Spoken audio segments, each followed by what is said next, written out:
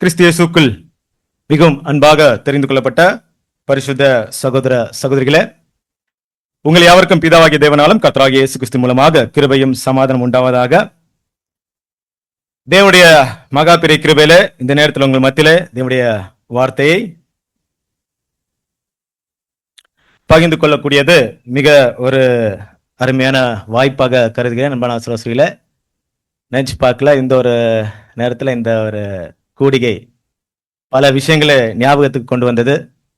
தேவன் ஏற்ற வேளையில அனைத்தையும் செய்யக்கூடியவராக இருக்கிற என்னுடைய பாடத்தை கூட நமக்கு உணர்த்தக்கூடியதாக காணப்பட்டது. அன்பான ஆசிரியர்களே, இந்த நேரத்தில் என்னிடம் சத்தியத்தில் வளர்ந்திருக்கிற மூத்த சகோதரன் இடத்துல இருப்பீங்க. உங்கள் மத்தியில் தேவனுடைய வார்த்தைகளை பேசுவது அவ்வளவு சுலபமான விஷயம் இல்லை. இருந்தாலும் தேவன் கொடுத்திருக்க அந்த வார்த்தைகளை பேச தேவன் தாமே நமக்கு அனுகிரகம் செய்வார்.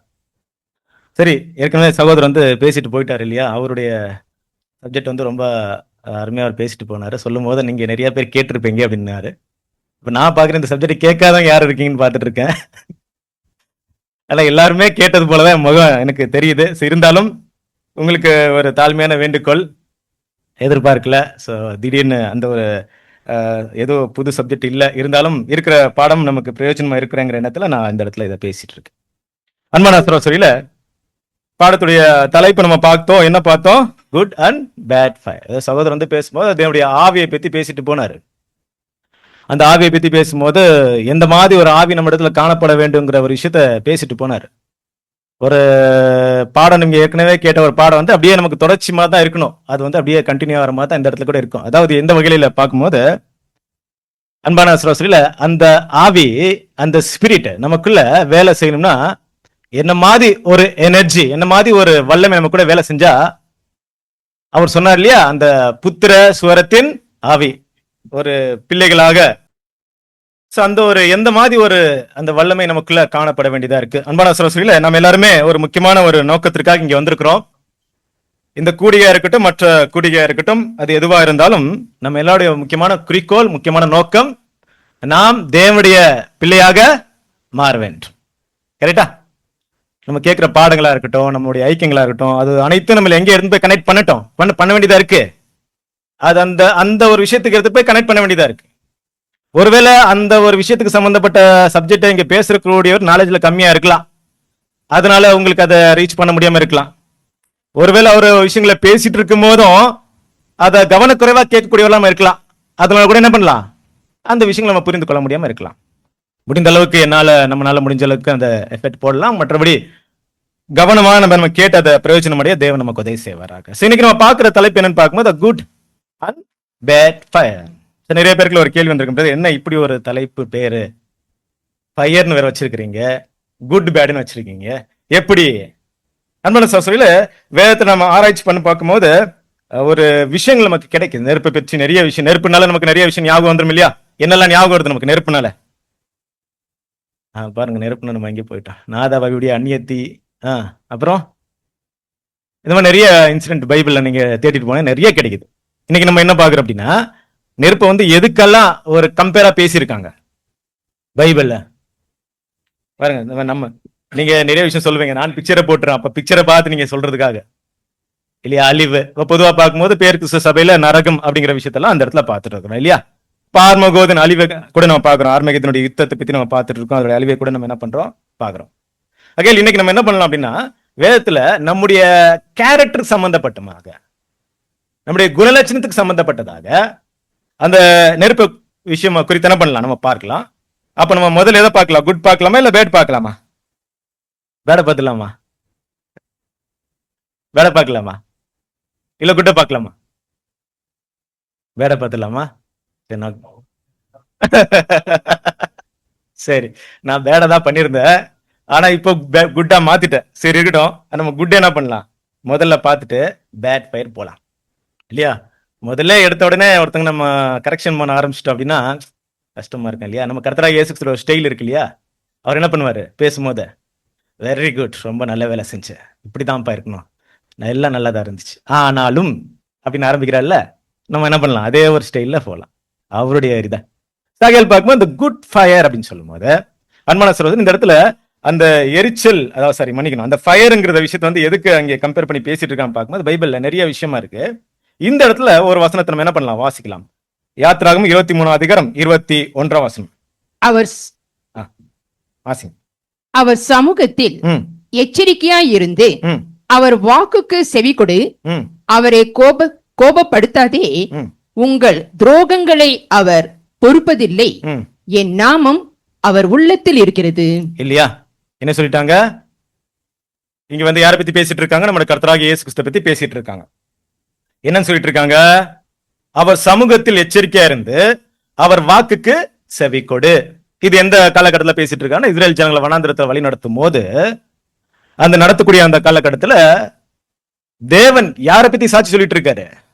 கர்த்தராகிய இயேசு கிறிஸ்து பத்தி. எப்படி சொல்லிட்டு இருக்காரு? நம்முடைய லாங்குவேஜ்ல பேசணும்னா ரொம்ப கேர்ஃபுல்லா இருங்கப்பா, அவரெல்லாம் நீங்க செய்யற தப்ப என்ன பண்ண மாட்டாரு, பொறுத்துக்க மாட்டாரு. அப்படின்னா என்ன அர்த்தம்? நான் வேணாலும் பொறுத்துக்குவேன், அவர் ரொம்ப ஸ்ட்ரிக்டா இருப்பாரு, அவரு பொறுத்துக்க மாட்டாரு. அப்படின்னு யாரை பத்தி பேசிட்டு இருக்காரு? இயேசு கிறிஸ்து பத்தி பேசிட்டு என்ன சொல்றாருன்னா, என்னுடைய நாமம் எங்க இருக்கு? அவருடைய உள்ளத்தில் இருக்கு. அதெல்லாம் அவர் என்ன பண்ண மாட்டாரு, நீங்க செய்யற அக்கிரமத்தெல்லாம் பொறுத்துக்க மாட்டார். அப்படின்னா எந்த நாமம் மனசுல வச்சிட்டு இருக்காரு கர்த்தராகிய இயேசு கிறிஸ்து? வாசிக்கலாமா? யாத்திராகமம் 34ஆம் அதிகாரம் 14ஆம் வசனம். கர்த்தருடைய நாமம் எரிச்சல் உள்ளவர் என்பது அவர் எரிச்சல் உள்ள தேவனே, ஆகையால் அந்நிய தேவனை நீ பணிந்து கொள்ள வேண்டாம். இல்லையா? என்ன சொல்லிட்டாரு? கர்த்தருடைய நாமம் என்பது என்ன இருக்கு? எரிச்சல் உள்ளவர் என்பது எரிச்சல் உள்ள தேவன், ஆகையால் அந்நிய தேவனை நீ பணிந்து கொள்ள வேண்டாம். அவர் மைண்ட்ல என்ன இருக்குன்னா இந்த விஷயம் இருக்கு. ஃபார் எக்ஸாம்பிள், இந்த பேர் தான் யார் மைண்ட்ல இருக்கு? இயேசு கிறிஸ்து மைண்ட்ல இருக்குன்னு வச்சுங்க. இந்த பேரா இந்த விஷயமா இல்ல, இதனுடைய சாராம்சம் தேவனுடைய ஒட்டுமொத்த குணலட்சணம் யார்கிட்ட தான் இருக்கு? அவர்கிட்ட இருக்கு. ஆக அன்பான சகோதரர்களே, இந்த இடத்துல என்ன பாக்குறோம் அப்படின்னா, கர்த்தராகிய இயேசு கிறிஸ்து இந்த ஒரு எரிச்சல் இங்க வச்சிட்டு இருக்கான்னு சொல்லும் போது, இந்த நாம ஒரு உள்ளத்துல இருக்குன்னு சொல்லும் போது என்ன மாதிரி அந்த நாம இருக்கு அவர் மைண்ட்ல, என்ன ஒரு ஆங்கிள் இருக்கு அப்படின்னு சொல்லும் போது நம்ம பாக்குறோம். அன்புங்கிறது நம்ம எல்லாருக்குமே தெரியும். அன்புங்கிறது என்ன? நம்ம சொல்லக்கூடிய விஷயம், நான் உன்னை மிகவும் நேசிக்கிறேன். அப்ப எரிச்சல் அப்படிங்கிறது என்ன? தேவனுடைய பார்வையில் இப்ப எரிச்சல் இங்க போட்டாங்க, நம்ம வரலாம் அந்த எரிச்சல் ஏன் இங்க போட்டிருக்கேன் அப்படின்னு. இந்த இடத்துல தேவன் சொல்லக்கூடிய அந்த எரிச்சல் அதை பாருங்க. ஃபர்ஸ்ட் தேவன் சொல்லக்கூடிய எரிச்சல் என்ன தெரியுமா இருக்கு? நீ என்னை மட்டும் அதிகமாக நேசிக்க வேண்டும், எனக்கு காட்டும் அன்பு கன மகிமை யாருக்கும் எதற்கும் காட்டவோ செலுத்தவோ கூடாது. அப்படி செய்தால் இந்த மாதிரி நம்ம லைஃப்ல நம்ம யாருன்னா இந்த மாதிரி நம்ம அணுகிறோமா? இந்த மாதிரி உரிமை எடுத்துக்கிறோமா? எடுத்துக்கிறது இல்லையா? எடுத்துக்கிறது இல்ல. நம்ம பர்சனல் லைஃப்ல இந்த மாதிரி ஒரு வார்த்தை இப்படிதான் இருக்கணும், நீ என்னை மட்டுமே அதிகமா நேசிக்க வேண்டும், எனக்கு காட்டும் அன்பு கன மகிமை யாருக்கும் எதற்கும் காட்டவோ செலுத்தவோ கூடாது. அப்படி செய்தால் அப்படிங்கிற விஷயம் நம்ம பர்சனல் லைஃப்ல நம்ம யாருக்கிட்டனா இந்த அட்வான்டேஜ் எடுக்கிறோமா? இப்படி நம்ம நடந்துக்கிறோமா? எங்க? வெரி குட், இதான் வேண்டியது. அப்ப அவர் என்ன பண்றாரு? இப்படிதான் விரும்புறாரு, நம்ம அப்படித்தானே விரும்புறோம். இது சொன்னாலும் சொல்லாகட்டி இதுதான் என்ன, இதுதான் உண்மை. இது வந்து சொல்லி தந்து நம்ம மனசுல வரணுன்ற அவசியம் இல்ல. நம்ம மனசுல என்ன இருக்கணும்? இது இப்படியே வச்சிருக்கலாம். எப்படி வச்சுக்கலாம்? நான் உங்களை மட்டுமே அதிகமாக நேசிப்பேன், உங்களை விட்டு உங்களுக்கு காட்டும் அன்பு கன மகிமை யாருக்கும் எதற்கோ காட்டவோ செலுத்தவோ மாட்டேன். அப்படி நம்ம முடிவு எடுத்துட்டா, அப்படிங்கிற முடிவு யார் எடுத்திருக்காரு? இயேசு கிறிஸ்து எடுத்திருக்காரு. யாருக்கு கொடுக்க வேண்டிய மகிமை? தேவனுக்கு என்ன கொடுக்கணுமோ அது அவருக்கு மட்டுமே, அவரை தவிர வேற யாருக்கு நான் கொடுக்க மாட்டேங்கிற விஷயம் யாருக்குள்ள இருக்கு? இயேசு கிறிஸ்துல இருக்கு. அதான் அவருடைய அந்த ஒரு விஷயத்துக்கான முக்கியமான காரணம். அதைத்தான் நம்ம இங்க என்ன பண்ணிட்டோம்? எரிச்சல் பார்த்துட்டோம். அதை ரொம்ப தெளிவா புரிஞ்சுக்கணும்னா கர்த்தராகிய இயேசு கிறிஸ்து பத்தி வாசிக்கலாம். யோவான் 2ஆம் அதிகாரம் 17ஆம் வசனம். அப்பொழுது உம்முடைய வீட்டை குறித்து உண்டான பக்தி வைராக்கியம் என்னை பட்சித்தது என்று எழுதியிருக்கிறதை அவருடைய சீஷர்கள் நினைவு கூர்ந்தார்கள். பார்த்தீங்களா? இப்போ அன்பான சகோதரர்களே, அப்பொழுது உம்முடைய வீட்டை குறித்து உண்டான பக்தி வைராக்கியம் என்னை பட்சித்தது. இப்ப நம்ம பார்த்துட்டு இருக்க அந்த குட் ஃபயருடைய பேர் என்னன்னா பக்தி வைராக்கியம், ஜீல். இது யாருக்குள்ள இருக்கு? கர்த்தராகிய இயேசு கிறிஸ்துல இருக்கு. அப்ப இந்த வசனத்தை நம்ம இந்த இடத்துல ஏன் பார்க்கிறோம் அப்படின்னா, இயேசு கிறிஸ்து இது என்ன பண்ணல, வாயால சொல்லல. ஆனா அவர் செஞ்சதை பார்த்து இந்த வசனம் இங்க அப்ளை ஆகுதுன்னு சொல்லிட்டு யார் புரிஞ்சிருக்காங்க? சீஷருங்க ரியலைஸ் பண்றாங்க. இந்த வசனம் இவர் செய்யறதை பார்த்தா இந்த வசனம் எது கனெக்ட் ஆகுது? பைபிள்ல சொல்லியிருக்கே அப்படிங்கிறது கனெக்ட் பண்ணிக்கிறாங்க. ஆனா அவர் என்ன பண்ணல, வாயில நான் இப்படின்னு சொல்லல, அவருடைய ஆக்ஷன்ஸ் தான் காமிச்சு கொடுத்துட்டு இருக்கு. என்ன செஞ்சிட்டாரு? எந்த இன்சிடென்ட் இதுன்னு பார்க்கும்போது நமக்கு நல்லா தெரியும். எந்த இன்சிடென்ட்? தேவாலயத்துல பிரவேசிச்சிருக்கார். தேவாலயத்துல பிரவேசிக்கும் போது என்ன பார்த்திருக்காரு? சில பல விஷயங்கள் பார்த்திருக்காரு. அது அவருக்கு என்ன ஆயிடுச்சு? ரொம்ப டிஸ்டர்ப் ஆச்சு, கோவம் கூட வந்துருச்சு. அந்த கோவத்தை வெளிப்படுத்துறதுக்கான ஒரு முறையை யூஸ் பண்றாரு இல்லையா? நம்மள மாதிரி வெளிப்படுத்தாம சரியான ரீசனை வெளிப்படுத்தணும். ஏன் அப்படி வெளிப்படுத்தணும்? ஏன்னா இங்க காட்டக்கூடிய விஷயம் எங்க எழுதப்படும்? காஸ்பல் எழுதப்படும். 2000 வருஷ காலமா யார் படிக்க போறாங்க? சபையோட மக்கள் படிக்க போறாங்க. அது பேட் எக்ஸாம்பிள் கூட மாறிடலாம். அதை ரொம்ப தெளிவா அவங்க புரிஞ்சுக்க வேண்டியதா இருக்கு. இயேசுக்கு தான் செய்யணுமா இருந்தது. அப்ப இயேசு கிறிஸ்து வந்து என்ன பண்ணார்? ஆலயத்துல வந்து உடனடியா ஒரு கயிறு எடுத்து அந்த காசுக்காரரையும் அந்த புறா விற்கிறவர்களையும் எல்லாரும் என்ன பண்றாரு? துரத்துறாரு. சரி, இது எப்படி இருக்கு? நம்ம எப்படி அனலைஸ் பண்றோம் இன்னைக்கு? நம்ம இதை எப்படி எடுத்துக்கிறோம்? கரெக்ட், இயேசு கிறிஸ்து செஞ்சது கரெக்ட். கரெக்டா? பட் அப்படி எல்லாம் எடுத்துக்கணும் நான் அவர் விரும்பல. கரெக்ட்னா கரெக்ட், தப்புனா இது கரெக்டா இருக்குமா? ஒரு எக்ஸாம்பிள், நான் இங்க வந்துட்டு எனக்கு ஒரு நியாயத்து இருக்கும் போது அந்த நியாயத்தை உங்கள்கிட்ட கேட்டு நீங்க கேட்கலங்கிறதுக்காக இந்த ஃபுல் ஃபிட் வேலை தள்ளி விட்டு, இந்த மைக்கை கீழே தள்ளி விட்டு, இந்த பாட்டில் எல்லாம் கீழே தள்ளி விட்டு செஞ்சா என்ன பண்ணுவீங்க? நான் உங்களெல்லாம் எதுவும் பண்ணல பிரதர், நான் இதை தான் பண்ணேன். நீங்க என்ன பண்ணுவீங்க? என்ன சொல்லுவீங்க? சொல்லா கிடைக்கிற மைண்ட்ல என்ன நினைச்சுக்குவீங்க? ஒரு கட்டத்துல இருந்துச்சு, இப்ப முத்திருச்சு போல இருக்கு இல்லையா? இந்த மாதிரி இயேசுக்கு செய்யற செயலை இப்ப நம்ம நியாயப்படுத்தணும். பாருங்க, பொதுவாக நம்மளுடைய தான் நமக்கு பிடிச்சவங்க செஞ்ச தப்ப கூட நீதி நினைக்கிறதும், நமக்கு பிடிக்காதவங்க செய்யற நல்ல விஷயத்தை கூட நம்ம என்ன பண்ணுவோம்? தப்பு நினைக்கிறதும். இப்ப இந்த இடத்துல அதை நியாயப்படுத்தி எப்படி இதை நம்ம நியாயப்படுத்த முடியும்? இயேசு இந்த மாதிரி நடந்துக்கிற விதம் என்ன இருந்துச்சு? சரி, இன்னும் கொஞ்ச நாள் பொறுமையா போயிருந்தா சிலுவையில மறிச்ச ஒரு பாட்டு போயிட்டு இருப்பாரு. இந்த ஆக்ஷன்ஸ் இங்க காமிக்க வேண்டிய சந்தர்ப்பம் அவருக்கு என்ன இருந்துச்சு? ஏன் இதை காமிக்க வேண்டியதாச்சு? என்ன நடந்திருக்கலாம்? ஒருவேளை இதெல்லாம் எல்லாரும் பாக்குறாங்க, இந்த டைம்ல நான் இந்த பிக்சரை காமிக்கணும்னு காமிச்சிருப்பாரா? இயல்பாகவே அவர் அப்படி நடந்திருப்பாரா? உள்ள இருந்து அவருக்கு வந்திருக்க அந்த ஒரு வேகத்துல அதை செஞ்சிருப்பாரா? எந்த விஷயம் அவர் அந்த மோட்டிவேட் பண்ணிருக்கு இந்த இடத்துல அதை செய்யணும்னு சொல்லி தூண்டி வைக்கப்பட்ட எந்த விஷயம் அப்படி செஞ்சிருக்கலாம்? இப்ப நம்ம கவனிக்கணும் இல்லையா? இயேசு கிறிஸ்து அடிசூழல பின்பற்ற நம்ம எல்லா வழியில போயிட்டு இருக்கப்ப இந்த விஷயம் கூட நமக்கு ஒரு பெரிய விஷயமா மாறுது. இந்த இடத்துல அவர் பட்ட அந்த கோவம் நம்முடைய வாழ்க்கையில எந்த கட்டத்துல எப்படி இதை அப்ளை பண்ணுங்கிறது நம்ம தெரியாம போயிட்டோம் அப்படின்னா இது என்ன மாறி போயிடும் இல்லையா? அப்ப நம்ம யோசிக்க வேண்டியதா இருக்கு. ஏன் இயேசு கிறிஸ்து இப்படி இந்த இடத்துல நடந்துட்டாரு? அன்பான சொல்லல, அவருடைய வீட்டை குறித்து உண்டான பக்தி வைராக்கியம் அவரை பட்சித்தது அப்படின்னு சொல்லும் போது இந்த பக்தி வைராக்கியம் அவருக்கு மட்டுமே உரியதா இல்ல அவருடைய திருசபைக்கு உரியதா? அப்படின்னா இங்க காட்டப்பட்ட இந்த ஆக்ட நம்முடைய வாழ்க்கையில எங்கேயோ எப்பவோ ஏதோ ஒரு வழியில என்ன பண்ண வேண்டியதா இருக்கு? நம்மளும் காட்ட வேண்டியதா இருக்கு. காட்ட வேண்டியதா இருக்கணும் அப்படின்னா முதல்ல நம்ம என்ன பண்ண வேண்டியதா இருக்கு? சரியாத புரிந்து கொள்ள வேண்டியதா இருக்கு. தவறா புரிஞ்சுட்டு என்ன பண்ணுவோம்?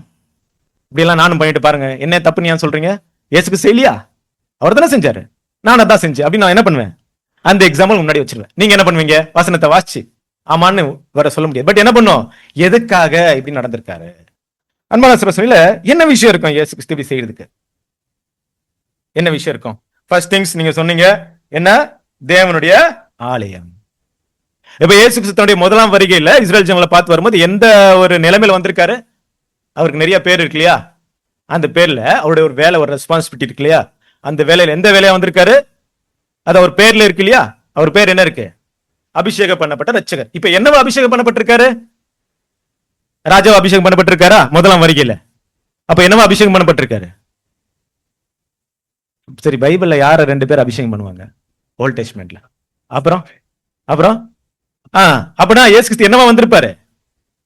பலி கொடுக்க வந்திருக்காருன்னா என்னதான் வந்திருக்காரு? ஆசிரியர் வந்திருக்காரு. அப்படின்னா அவருடைய மிகப்பெரிய ஒரு வேலை இங்க செய்ய வேண்டியதா இருக்கு. எந்த வேலை அப்படின்னா, நியாயப்பிரமாணத்துல இதை பத்தி இருக்கிற ஒரு முக்கியமான விஷயத்த கர்த்தராகிய இயேசு என்ன பண்ண இருந்துச்சுன்னா அவருடைய வாழ்க்கையில அதை செய்யணுமா இருந்தது. வசனத்தை வாசிக்கலாம். லேவியாகும் 14 அதிகாரம் 34 வசனம். நான் உங்களுக்கு காணியாட்சியாக கொடுக்கும் கானான் தேசத்திலே நீங்கள் போய் சேர்ந்த பின்பு உங்கள் காணியாட்சிகளை தேசத்திலே ஒரு வீட்டிலே குஷ்ட தோஷத்தை நான் வர பண்ணினால். ஓகே, இத பாருங்க, இதை வீட்டுல படிச்சுங்க. தெரியும் இல்லையா? குஷ்டம் யாருக்கெல்லாம் வருது? மனுஷனுக்கு வருது. அப்புறம் வேற யாருக்கு வருது? வீட்டுக்கு வருது. வேற எதுக்கு வருது? துணிக்கு வருது இல்லையா? பைபிள் வசனம் இந்த வசனத்துல கொடுக்குற பிரகாரம் குஷ்டம் யாருக்கு வருது? மனுஷனுக்கும் வருது, வீட்டுக்கும் வருது, துணிக்கும் வருது. இப்ப வீட்டுக்கு குஷ்டம் வந்துருச்சு அப்படின்னா நீங்க பண்ண வேண்டிய ப்ரொசீஜர் இங்க சொல்றாரு. அதை நான் ஓவரா கிளியரா எக்ஸ்பிளைன் பண்ண முடியாது, ஏன்னா டைம் ஆயிடுச்சு. ஆனா எவ்வளவு வர 1 hour? Okay, 1 hour. ஓகே, அந்த வேகத்துல நான் போயிடுறேன் இல்லையா? அதனால அன்பான சொல்லல, அந்த ஒரு குஷ்டம் வந்துருச்சு சொல்லும் போது வீட்டுக்கு என்ன வந்துருச்சா? குஷ்டம் வந்துருச்சு. யாரால வந்துச்சு? வீட்டுக்கு குஷ்டம் யாரால வந்துச்சு? தேவனாலதான் வந்துச்சு. தேவன் தான் அந்த வீட்டுக்கு குஷ்டத்தை கொடுத்திருக்காரு. அதை கவனிக்கிறேன்னு யார் வச்சிருக்காரு? யார் வச்சிருக்காரு? அந்த வீட்டார் கவனிக்கிறான். முதல்ல அவங்க என்ன பண்ணுமாருன்னா, ப்ரொசீஜர் பிரதான ஆசிரியரை கூப்பிடணும். கூப்பிட்டு வீடை செக் பண்ணும். செக் பண்ணிட்டு என்ன பண்ணும்? இது குஷ்டமா இல்லையா கன்ஃபார்ம் பண்ண 7 நாள் க்ளோஸ் பண்ணி வைக்கணும். க்ளோஸ் பண்ணி வச்சிட்ட பிறகு மீண்டும் வந்து செக் பண்ணணும். அப்ப அந்த குஷ்டம் ஸ்ப்ரெட் ஆச்சுன்னா என்ன பண்ணணும்? எந்த இடத்துல ஸ்ப்ரெட் இருக்கோ அதை மட்டும் எடுக்கணும், பேத்து எடுக்கணும். அந்த செங்கலோ, அந்த பாட்டோ, கிச்சன் ரூமா, வேற எதாவது இருக்குமோ, எந்த இது மட்டும் அதை மட்டும் எடுத்து பழுது பார்க்கணும், சரி பண்ணணும். சரி பண்ணி டைம் கொடுக்கணும். ஆனா அது நிக்காம தொடர்ந்து ஸ்ப்ரெட் ஆச்சுன்னா என்ன பண்ணணும்? வீடை இடிக்கணும். கரெக்டா? வீடு இடிஞ்சா முடிஞ்சு போச்சு. இதை போல வீட்டை குறித்து உண்டான பக்தி வைராக்கியம் இயேசு கிறிஸ்து இங்க என்ன காமிக்கிறார் தெரியுமா? அன்பான சொல்ல நம்முடைய கர்த்தராகிய இயேசு கிறிஸ்து என்ன இருக்காரு? பிரதான ஆசிரியரா இஸ்ரேலுக்குள்ள வந்திருக்கார். கொஞ்சம் யோசிச்சு பாருங்க. பிதாவாகிய தேவன் எந்த அளவுக்கு இஸ்ரேல் ஜனங்க மேல அன்பு வச்சிருக்காரு யார் மட்டும் தான் நல்லா புரிஞ்சு வச்சிருக்காரு? கர்த்தராகிய இயேசு புரிஞ்சு வச்சிருக்காரு. அது யாருக்கு புரியல? இஸ்ரேல் ஜனங்களுக்கு புரியல. அப்படின்னா யார் முதல் புரிஞ்சுக்கணும் விரும்பிட்டு இருக்காரு இயேசு கிறிஸ்து? இஸ்ரேல் ஜனங்க தான். ஏன்னா அவர் தான் அவருடைய சொந்த ஜனம், தேவனுக்கு ரொம்ப நெருங்கி இருக்கிறவங்க. அவரை தவிர அந்த விஷயத்தை யார் முதல் புரிஞ்சுக்கணும் விரும்புறாருன்னா இஸ்ரேல் ஜனங்க அதை புரிஞ்சிருக்கணும். எந்த வழியில புரிஞ்சிருக்கணும் பாருங்க. தேவன் என்ன பண்றாரு? மனிதர் மத்தியில வாசம் செய்யணுங்கிறதுக்காக தேவாலயத்தை கொடுத்தார். அவங்களுக்குள்ள வாசம் செய்யணும். தேவன் கிட்ட வர வர இவங்க தூரம் போயிட்டே இருக்காங்க. எதனால தூரம் போயிட்டு இருக்காங்க?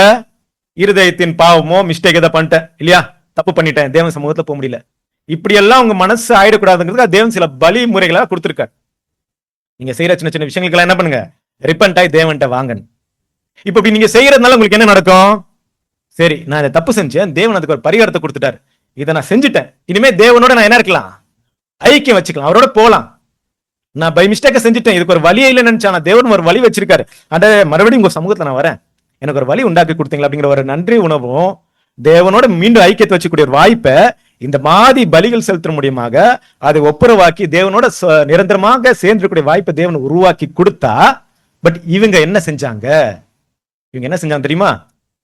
நான் இந்த தப்பை இன்னைக்கு தெரியாம செஞ்சுட்டேன், தேவன் ஒரு பலி எடுத்து கொடுத்தாரு,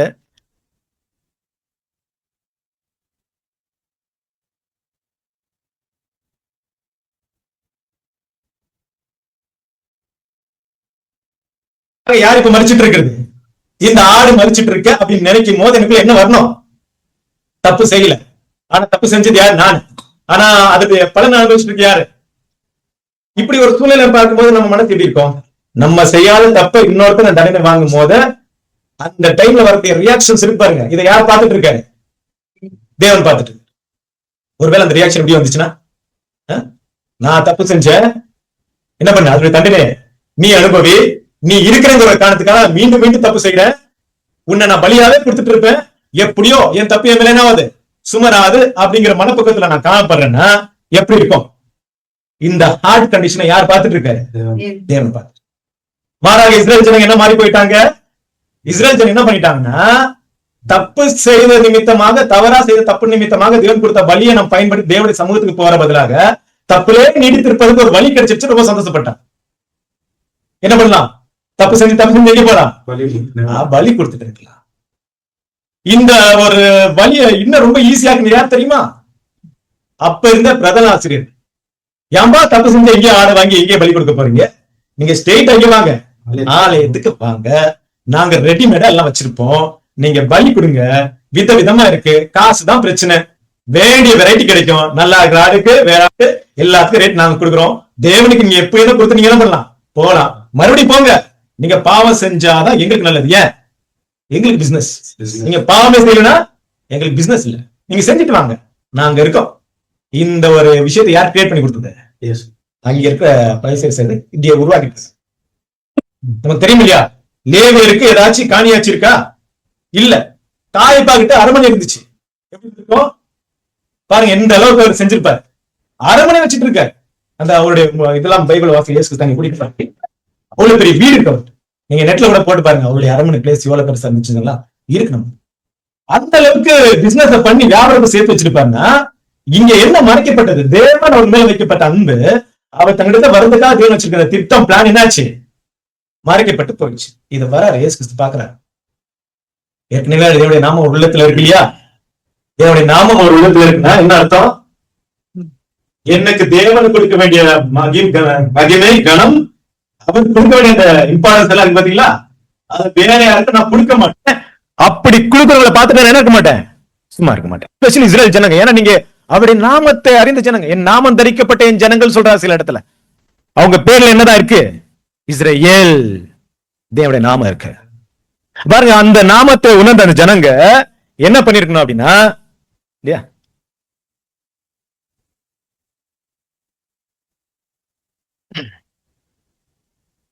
ஓகேண்ணா, கிளிக் பண்ணுமா,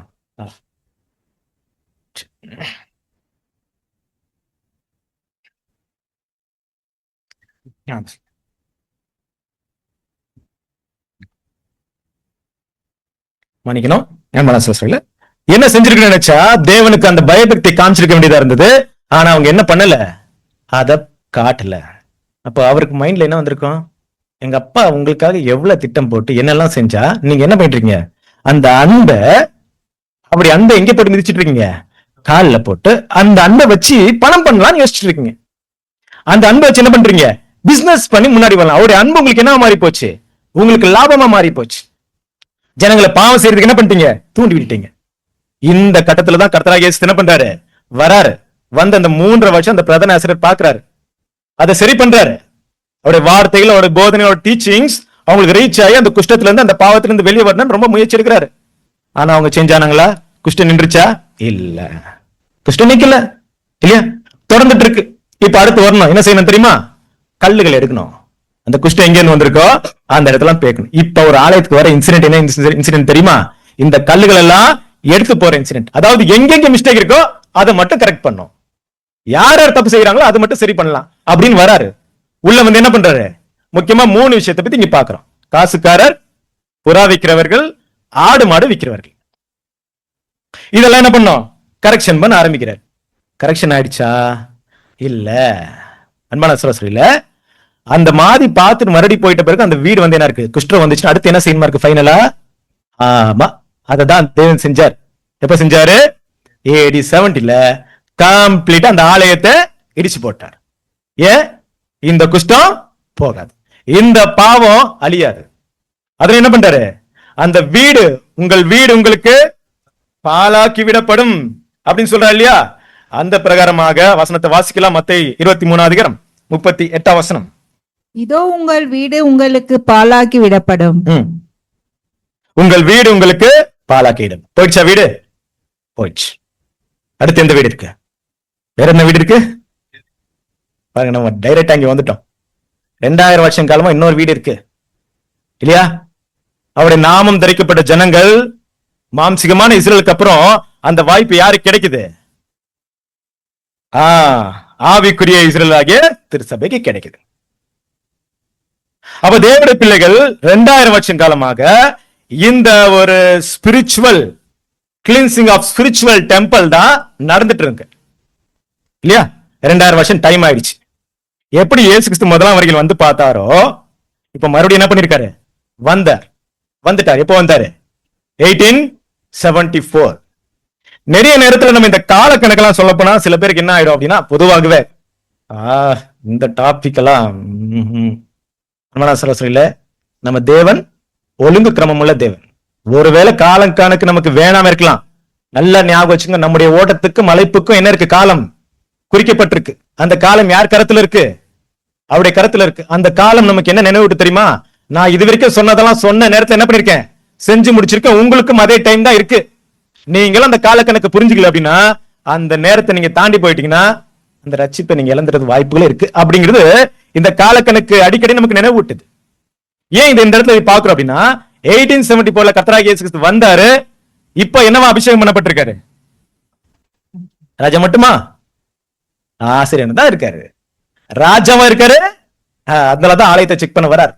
ஆலயத்தை வந்து என்ன பண்றாரு, பரிசோதித்து பாக்குறாரு. எந்த குஷ்டம் அப்ப இருந்துச்சோ அந்த குஷ்டமாச்சு பரவாயில்ல, இப்ப இருக்க குஷ்டம் எப்படி இருக்கு, அதோட மோசமா இருக்கு. இவ்வளவு சத்தியங்களா கொடுத்தது காரணம் என்ன தெரியுமா, முடிஞ்ச அளவுக்கு அந்த குஷ்டத்தை என்ன பண்ணுங்க, வெளியே வாங்க. 1874 இருந்து இந்த 1874 நம்ம எங்க அப்ளை பண்ணோம்னா AD 29 அப்ளை பண்ணோம். இயேசு கிறிஸ்து யோர்தானுக்கு வந்து ஞானஸ்நானம் எடுத்தது போல அங்கே அபிஷேகம் பண்ணப்பட்டது போல 1874 இயேசு கிறிஸ்து அபிஷேகம் பண்ணப்பட்டார். அங்கிருந்து 3 வருஷம் இஸ்ரேல் ஜனங்களுக்கு நேரம் கொடுக்கப்பட்டது போல அங்கிருந்து 3 வருஷம் போட்டோம்னா 1878 1878 வசனத்தை வாசிக்கலாம். மல்கியா 3:2 ஆனாலும் அவர் வரும் நாளை சகிப்பவன் யார்? அவர் வெளிப்படுகையில் நிலை நிற்பவன் யார்? அவர் புடமிடுகிறவனுடைய அக்னியை போலவும் வண்ணாருடைய சௌகாரத்தை போலவும் இருப்பார். பாத்தீங்களா? இப்ப வந்து என்ன பண்ற, லேவியின் புத்திரரை புடமிடக்கூடிய அந்த வேலையை செஞ்சுட்டு இருக்காரு அந்த ஆலயத்தில். ஆனா இங்க என்ன இருக்கு? அதே குஷ்டம் இருக்கு இல்லையா?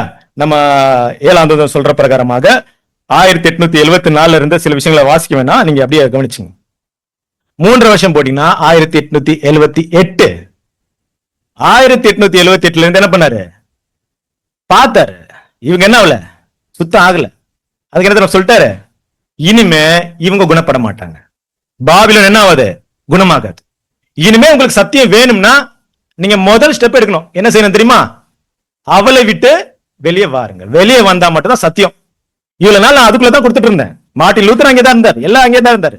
இனிமே அதுக்குள்ள கிடைக்காது. இனிமே என்ன பண்ணும்? வெளியே வாங்க. வெளியே வந்தாதான் சத்தியம். ஏன்னா பாபிலோன் குணப்படும்படி பார்த்தோம், ஆனா என்ன குணப்படவில்லை. டைம் முடிஞ்சு போச்சு இல்லையா? அங்கே என்ன பண்ணிட்டாரு? வெளியே கூப்பிட்டாரு. இப்ப ஒண்ணுன்னா பெண்டிங் என்ன இருக்கு? இப்போ கல்லுகள் எடுத்து அந்த ஆலயத்தை என்ன பண்ண, அந்த ஆலயத்தை இடிக்கணும். எந்த ஆலயத்தை? இந்த பேர் கிறிஸ்துவ மண்டலத்தை ஒண்ணும் இல்லாம தரை மட்டும் ஆக்கணும். கரெக்டா?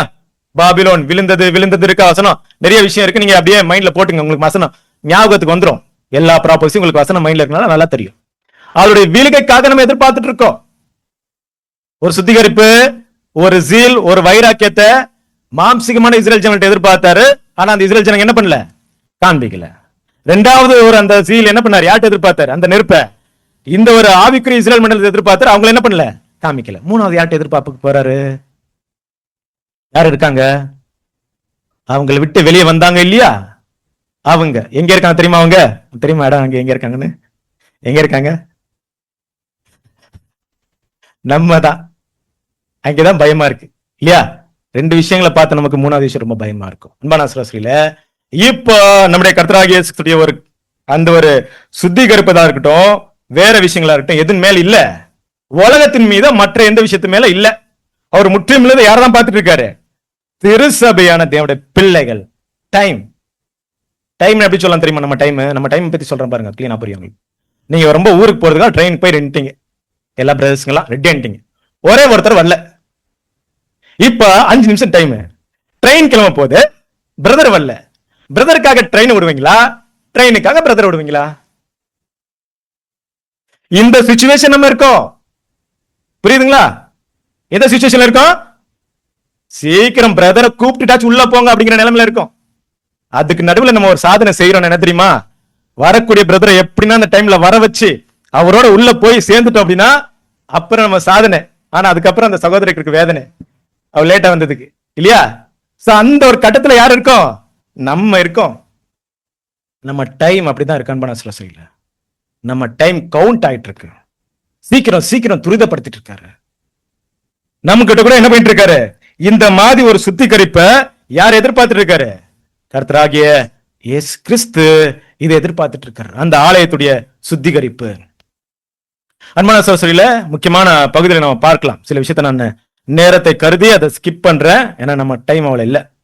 அப்ப நம்முடைய சுத்திகரிப்பு இந்த இடத்துல எப்படி காணப்பட்டு இருக்கு அப்படின்னு சொல்லும் போது, எதின் அடிப்படையில் சுத்திகரிப்பு தெரியுமா? அந்த ஜீல், அந்த நெருப்பு. நம்ம கிட்ட அந்த நெருப்பு எந்த அளவு காணப்படுது? சகோதரர்கள் பேசிட்டு போனார் இல்லையா? நம்முடைய அந்த கடைசி கட்ட அந்த டாபிக் என்ன அப்படின்னா, அந்த ஜீல் வந்து தேவனுடைய பிள்ளைகள் நம்ம காட்டணும். வைராக்கியங்கிறது நல்லா ஞாபகம் வச்சுக்கோங்க. வைராக்கியம் நம்ம என்னன்னே தெரியல அப்படின்னா அந்த வைராக்கியத்தை நம்ம வாழ்க்கையில என்ன பண்ண முடியாது?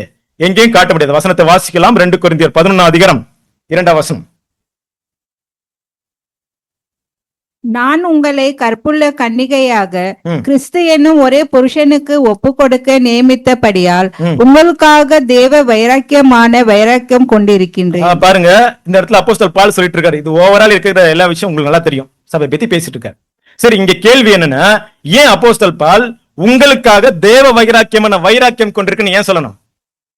என்ன ஸ்பிரிட்ல சொல்லணும்? அதாவது இதை எப்படி டிஃபைன் பண்ணலாம்? எப்படின்னா, அவர் ஒரு ஆக்ட் பண்றாருன்னா, ஒரு கேரக்டர் காட்டுறாருன்னா, அந்த வைராக்கியத்துக்கு என்ன கேரக்டர் காமிச்சிருப்பாரு? என்ன கேரக்டர் காமிச்சிருக்காரு? இந்த அதிகாரம் முழுவதும் வாசிக்கலாம். எத்தனோதர அடிகள், எத்தனோதர கஷ்டங்கள், கப்பல் சேதம், நிர்வாணத்திலும் பசியிலும், இதெல்லாமே என்னன்னா நான் உங்க மேல வச்சிருக்கிற ஜீலுக்கான அறிகுறி. உங்க மேல அவ்வளவு ஜீல் வச்சிருக்கேன், வைராக்கியத்தை. அதுக்காக நான் என்ன வேணாலும், எந்த ஒரு கட்டத்துக்கு வேணாலும் போயினே இருக்கேன், ரெடியா இருக்கேன். எவ்வளவு துன்பங்களையும் எவ்வளவு அவமானத்தையும் சகிக்க ரெடியா இருக்கேன். ஆனா உங்களை மட்டும் விட மாட்டேன். நீங்க என் கையில மிஸ் ஆயிடக்கூடாதுங்கிற ஒரே காரணத்துக்காக நான் துன்பமோ பட்டினியோ அவமானமோ நிர்வாணமோ நாசமோசமோ வேற எல்லா கஷ்டத்தையும் அனுபவிக்க ரெடி. ஆனா யாரை குறித்ததான பாரம் எப்பவுமே எனக்கு இருக்கு? சபை குறித்ததான பாரம்.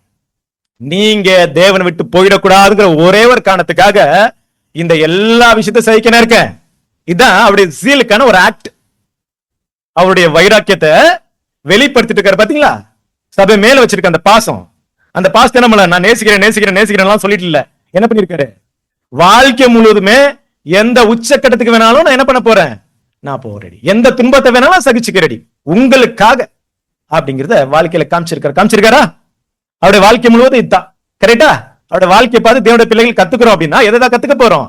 இந்த சீலை தான் கத்துக்க போறோம். இது எதுக்கு தெரியுமா நமக்கு நிகரா இருக்கு? தேவனுடைய பிள்ளைகள் அதை வாசிங்க. திருச்சபையில் நாம் அனைவரும் கொள்ள வேண்டிய ஒரு வைராக்கியம் உண்டு. எனினும் அது மற்றவர் மீது கொள்ளும் பொறாமை அல்ல, மாறாக மற்றவர்களுக்காக கொள்ளும் வைராக்கியமே என்பதை மிக உறுதியாக அறிந்து கொள்ளுங்கள். அன்பான சகோதரர்களே, இந்த பகுதி உங்களுக்கு புரிஞ்சிருக்கலாம். முக்கியமாக நம்முடைய ஒரு ஜீல் இதை பேஸ் பண்ணி தான் இருக்கு. வசனத்தை வாசிக்கலாம். யோவான் 15 அதிகாரம் 13 வசனம். ஒருவன் தன் சிநேகிதருக்காக தன் ஜீவனை கொடுக்கிற அன்பிலும் அதிகமான அன்பு வேறொருவரிடம் இல்லை. இந்த வசனத்தை கொஞ்சம் மாறி வாசிக்கலாமா? யார் ஒருவன் தன் சிநேகிதனுக்காக ஜீவனை கொடுக்க முடியுதோ அவங்கள்ட்ட என்ன இருக்கு? அதிகமான அன்பு இருக்கு. அப்படின்னா என்ன? இல்ல. அதாவது நம்முடைய ஜீல் எதை பேஸ் பண்ணி அளவிடப்படுது அப்படின்னா, சகோதரருக்காக நான் செய்யக்கூடிய தியாகமும், சகோதரருக்காக நான் செய்யக்கூடிய சகிப்புத்தன்மையும், அவங்களுக்காக அனுபவிக்கிற அவமானமும் நிந்தனையும் கஷ்டங்களை பேஸ் பண்ணி தான் என்ன இருக்கு? நம்ம ஜீல் இருக்கு. நம்முடைய வருங்கால ஒரு சபையுடைய கிறிஸ்துவின் சாருடைய முடிவு கூட இதுலதான் இருக்கு. எந்த அளவு அது அவங்களை பொறுத்தளவு இல்லையா? No force. நான் மற்றவங்களை விட அதிகமாக மற்றவங்களுக்காக சீல் காட்டலாம். என்னால அவ்வளவு காட்ட முடியாதுன்னா விடலாம். ஏன்னா நம்முடைய நித்தியம் நிர்ணயிக்கப்படுறது இதை பேஸ் பண்ணி மேலதான். அன்பான சகோதரர்களே, இல்லையா? நமக்கு இங்க இருக்கிற எல்லா விதமான சோதனைகள் இருக்கலாம், கஷ்டங்கள் இருக்கலாம். எல்லாத்துக்கும் நடுவில் நமக்கு இருக்கிற ஒரு மிகப்பெரிய அந்த சீலை காட்டக்கூடிய வாய்ப்பு என்ன இருக்கு? நமக்கு இருக்கு. அதை யார் தான் செய்யணும்?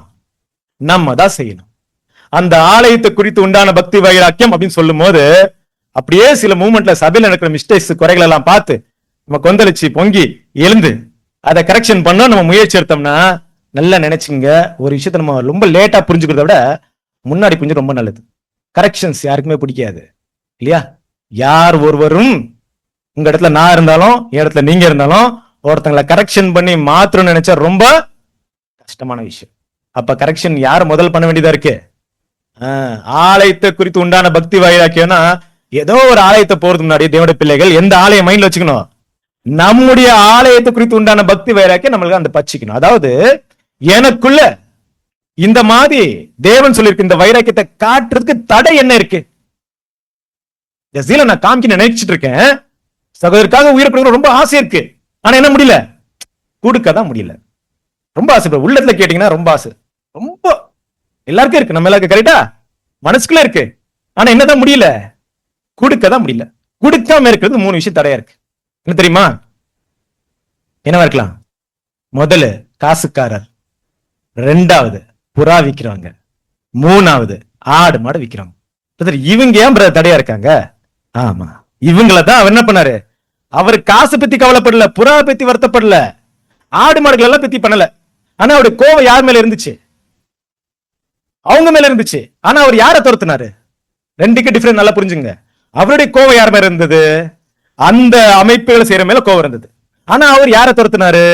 காசு கொட்டுறாரு, புறாவை அமைச்சுறாரு. அதுக்கப்புறம் என்ன பண்றாரு? ஆடு மாடுகளை விட்டுறாரு. அவங்கள தானே அடிக்கணும். அப்படி செஞ்சவங்கள தான் அடிக்கணும். அப்படி செய்யல. அது நமக்கு ஒரு பாடம் இல்லையா? என்ன தெரியுமா? என்னவா இருக்கலாம் இந்த காசுக்காரர்கள்? தேவனுடைய பிள்ளைகள் இன்னைக்கு அந்த காசுக்காரர்கள் நம்ம கிட்ட இருக்காங்களா? வாசிக்கலாம் அந்த பகுதியை.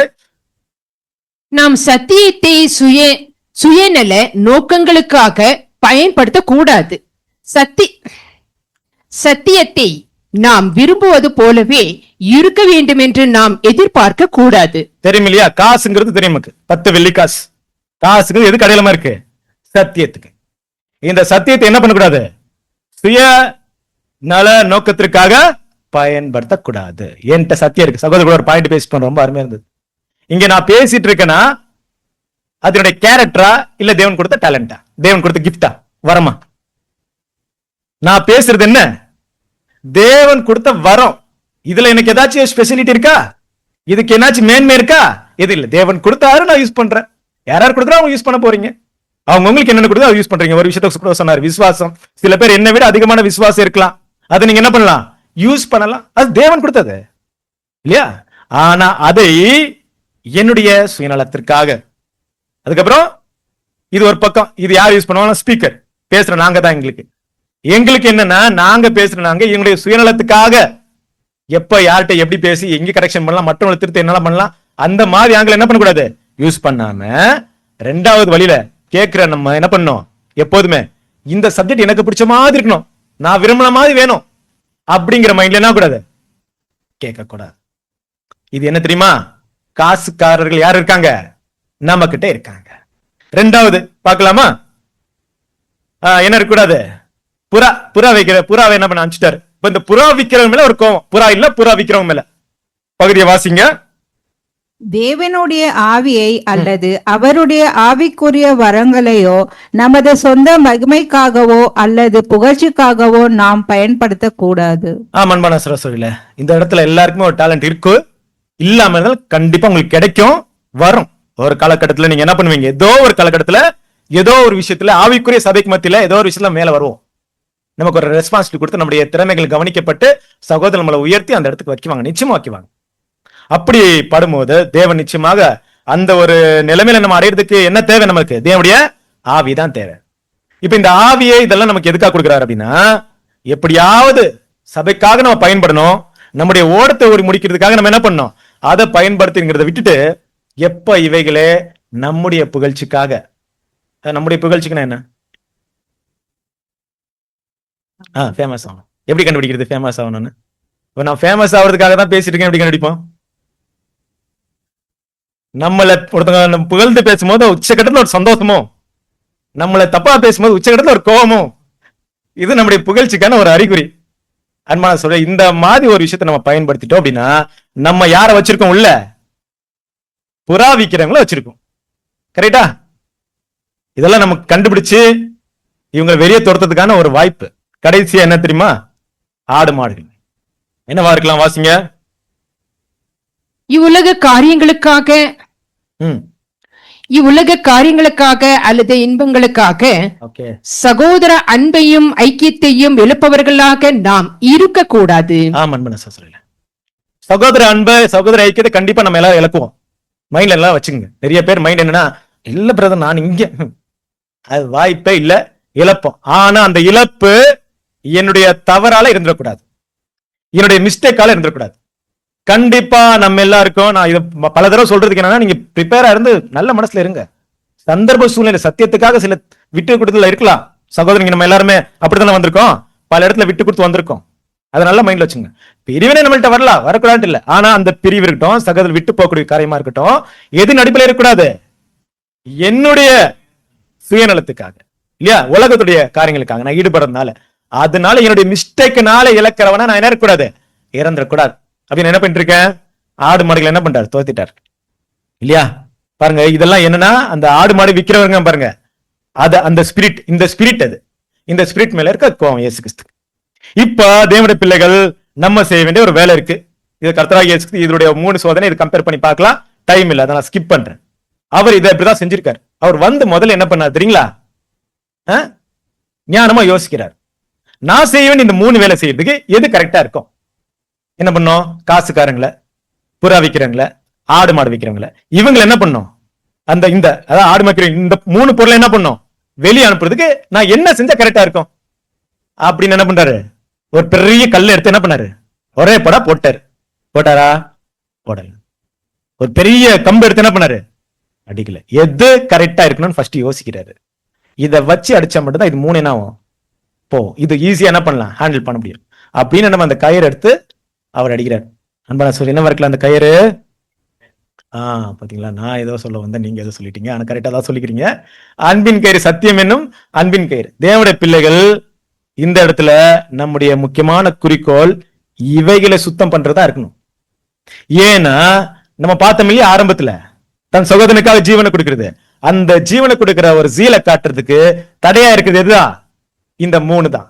இது நமக்குள்ள காணப்படுற வரைக்கும் சகோதரருக்காக நம்மளால என்ன பண்ண முடியாது, ஜீவனை கொடுக்கிறங்கிற அந்த வைராக்கியத்தை நம்மளால காட்ட முடியவே முடியாது இல்லையா. இப்போ நம்ம கையில இருக்கு சத்தியம். என்னென்ன இருக்கு சத்தியம்?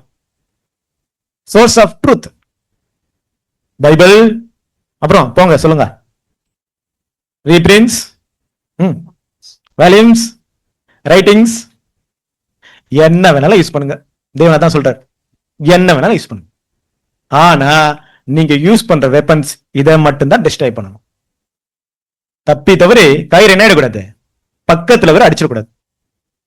இதை மட்டும் அடிச்சு அந்த ஜீல் உங்கள்ட்ட வளரும். ஆனா நீங்க ரீபிரின்ஸ் வேல்யூம்ஸ் யூஸ் பண்ணி இந்த சகோதர மிஸ்டேக் எப்படி கரெக்ஷன் பண்ணலாம், அவருடைய மிஸ்டேக் எப்படி கரெக்ஷன் பண்ணலாம் போனீங்க, அதுக்கப்புறம் நீங்க என்ன பண்ணுவீங்க, தப்பு செய்வீங்க. ஏன்னா இந்த இடத்துல கர்த்தராகிய இயேசு காமிச்சிட்டு இருக்க இந்த கோபம் நீதியின் கோபம் இல்லையா. அந்த கோபம், நீதியின் கோபம் யார் பக்கத்துல இருக்குன்னா தேவனுடைய பக்கத்துல இருக்கும், தேவனுடைய சார்பா இருக்கு. ரொம்ப கன்ஃபியூஷன் தெரியுமா இன்னைக்கு சகோதர சகோதரிகளுக்கு? கோபமே பாவம் நினைச்சிட்டு இருக்கு அந்த மைண்ட்ல இருக்கும்.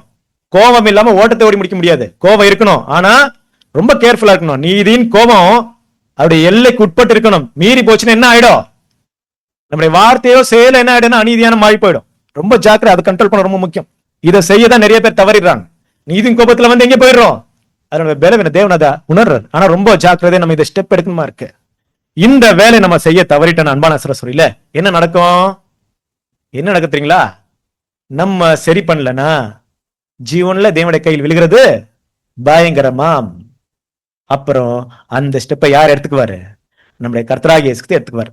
சரி, நீங்க சரி பண்ணலையா, இப்ப நான் சரி பண்றேன். அவர் சரி பண்ண எத்தனை பண்ணுவாரு?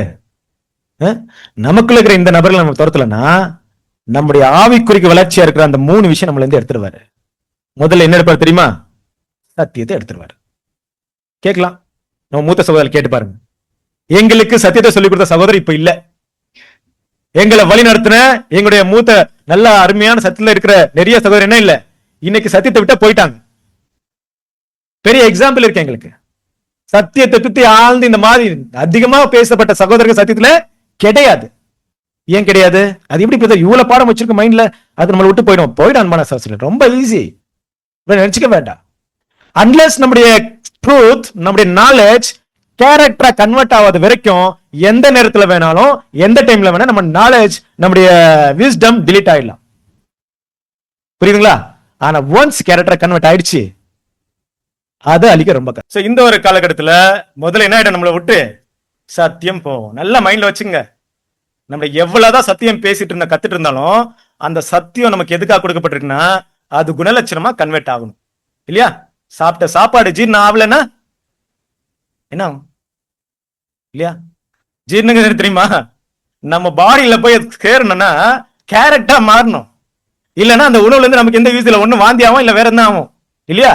நல்லா ஞாபகம் வச்சுக்கணும். சத்தியங்கிற கொடுக்கப்படுற நோக்கமே அது நம்ம கேரக்டரா மாறணும் தான். இல்லைன்னா அந்த சத்தியம் எப்ப வேணாலும் நம்மளை விட்டு என்ன போறதுக்கு வாய்ப்பு இருக்கு. அன்பான சரஸ்வதியில 2வது கட்டம் என்ன தெரியுமா, நம்மகிட்ட இருந்து தேவனுடைய ஆவி நம்மளை விட்டு போயிடும். போச்சு இந்த மாதிரி ஒரு மனுஷனுக்கு பைபிள்ல யாருங்க குட் இல்லையா, போயிடும். போறது ரொம்ப கஷ்டம் எல்லாம் ஒண்ணும் கிடையாது, தேவன் எடுத்துருவார். 3வது, இந்த பூமியில நமக்கு இருக்கிற மிகப்பெரிய பொக்கிஷம் என்ன தெரியுமா, சகோதர ஐக்கியம். சகோதர ஐக்கியம் இருக்கிற அதோட அருமை உங்களுக்கு தெரியாது. இல்லாம இருந்து பாருங்க. சகோதர ஐக்கியம் அந்த உலகத்துறை சொல்ல உண்மையான தேவனுடைய பிள்ளைகள் மத்தியில இருக்க அந்த ஐக்கியத்தை பத்தி பேசிட்டு இருக்கேன். ஏன் தெரியுமா அந்த ஐக்கியத்தை பத்தி அவ்வளவு ஸ்பெஷலா பேசிட்டு இருக்கேன்? நம்முடைய நிரந்தரமாக நம்முடைய வாழ்க்கை அமைறது யார் கூட தான், அவங்க கூட. இங்க மட்டும் இல்ல, இங்க தொடர்ந்த எல்லா உறவும் இங்கோட முடியுது. தேவனுடைய பிள்ளையோட உறவு எங்க இருக்கு, செத்த பிறகு என்ன இருக்கு, கிறிஸ்துவோட தொடர்ந்து போக போகுது. அவ்வளவு பெரிய ஒரு ஐக்கியம் யார் கொடுத்திருக்காரு? தேவன் கொடுத்திருக்காரு. அப்படிப்பட்ட தேவனுடைய பிள்ளைகளை விட்டு நம்ம போகக்கூடிய செயல் நம்மள்ட்ட காணப்படுது அப்படின்னா தேவனுடைய பிள்ளைகள் ரொம்ப ஜாக்கிரதையா இருக்கணும். இது அத்தனை நம்மள்ட்ட காணப்படும் போது நம்மளால என்ன காட்ட முடியாது? தேவன் எதிர்பார்க்கிற அந்த சீல காட்ட முடியவே முடியாது. இப்போ நம்மளா இதை சரி பண்ணா சரி, இல்ல இயேசு கிறிஸ்து கையை வச்சுட்டாருன்னா நம்ம கதை முடிஞ்சு போச்சு இல்லையா? அந்த நெருப்பு நமக்குள்ள இருக்கிற அந்த சீல் பத்தி எரிந்து இவைகளெல்லாம் அழிச்சு நாம கிறிஸ்துவுக்காக சகோதரருக்காக ஜீவனை கொடுக்குற அந்த குணர்ச்சி எப்படியாவது வளர்த்துட்டோம் அப்படின்னா ரொம்ப நல்லது. அவரா இதை கை வச்சுட்டான்னா அடுத்து 2 வாய்ப்பு இருக்கு. என்ன வாய்ப்பு தெரியுமா? அக்னியில் ஆகப்பட்டு தப்பினது போல இருப்போம். 2 அக்னி இருக்கு.